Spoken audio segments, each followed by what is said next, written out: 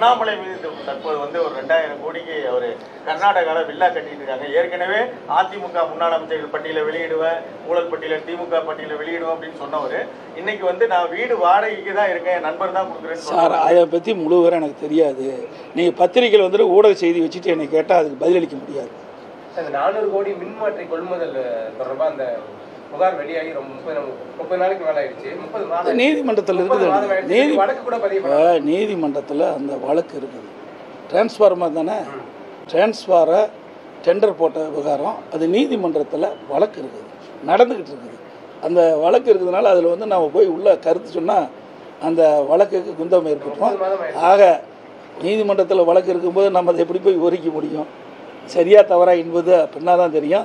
அது மட்டும் இல்லை, 30,000 கோடிக்கு ஸ்மார்ட் மீட்டர் வைப்பதற்கு மிகப்பெரிய ஊழல் நடைபெற இருக்கிறது. பேச்சுவார்த்தை நடத்திட்டு இருக்காங்க பல நிறுவனத்துக்கிட்ட. இது குறித்தும் அனைத்து இந்திய அண்ணா திராவிட முன்னேற்ற கழகம் பொதுநல வழக்கு தொடரும். ஏன்னா 30,000 கோடிங்க சாதாரணம் இல்லை.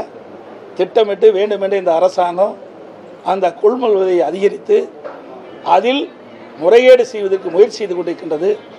அதிமுக இதையெல்லாம் முழுமையாக வெளிவந்த பிறகு, இந்த டெண்டர் விவகாரம்லாம் முழுமையாக வெளிவந்த பிறகு அதில் தவறு இருக்கும் பட்சத்தில் சட்ட ரீதியாக சந்திப்போம் என்று தெரிவித்து அனைத்து ஊடகங்களுக்கும் பத்திரிகைகளுக்கும் நன்றி, வணக்கம்.